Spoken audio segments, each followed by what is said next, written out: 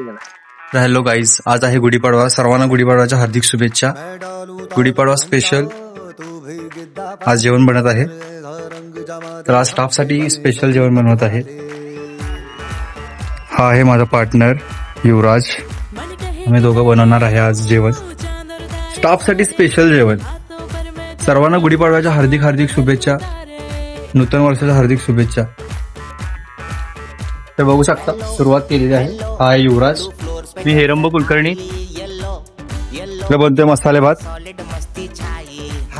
इकडे बनतोय दालचा. थोड्या वेळाने स्टाफसाठी स्वीट मध्ये शेवयाची खीर बनणार आहे. तर असंच व्लॉग मध्ये बनवून राहा. इकडे दालचा बनवतोय, इकडे सनलाइट आहे. व्लॉग करतोय, नवीन सुरुवात आहे. सर्वांनी लाईक, कमेंट, शेअर करा, सपोर्ट करा त्या मराठी मुलाला. भेटूया थोड्या वेळात. काय गाईज, बघा शेफ कसे काम करतायत. आपलं मसाला भातचं प्रिपरेशन करताना करायला लागणार, पर्याय नाही. आपल्या स्टाफसाठी जेवण बनवायला क्वालिटी बनणार. क्वालिटी म्हणजे क्वालिटी. बघू शकता इकडे मसाले भात बनतोय, इकडे दालचा रेडी आहे. मसाले भात क्वालिटी बनायला लागलाय, दाखवतो तुम्हाला. हा मसाले भात. स्टाफ खुश पाहिजे, बाकी काय नाही.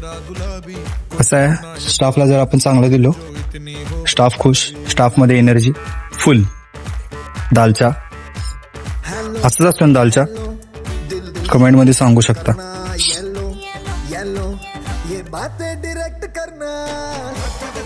मी माझ्या लाईफची सोशल मीडियाची एक साईट चालू करतोय आणि मला तुमचा सगळ्यांचा सपोर्ट हवा आहे. त्यासाठी फोन घेतला आहे नवीन. फोन कोणता आहे हे जर बघायचं असेल किंवा ऐकायचं असेल तर कमेंटमध्ये विचारू शकता. एकदम मस्तपैकी चुलीवरचं जेवण बनतंय. चुलीवरचं जेवण बनण्यामागे एक कारण आहे, ते तुम्हाला सगळ्यांना माहिती आहे.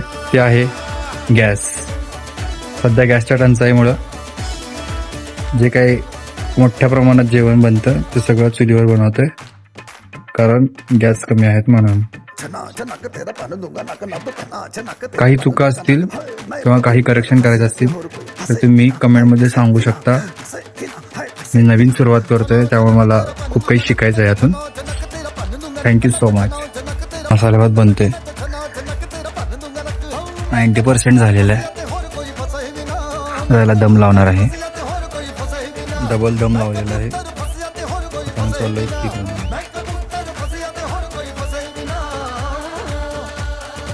आता मी किचन मध्ये चाललोय. बघू शकता आमचं किचन आहे. माझं सेक्शन इंडियन सेक्शन. तिकडं आहे कॉन्टी, तिकडं आहे चायनीज. आता मी तयारी करणार आहे शेवयाची खीर बनवण्यासाठी. थोड्याच वेळात दाखवतो तुम्हाला.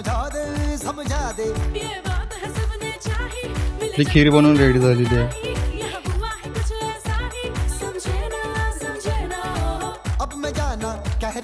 हा आहे पनीर टिक्का मसाला,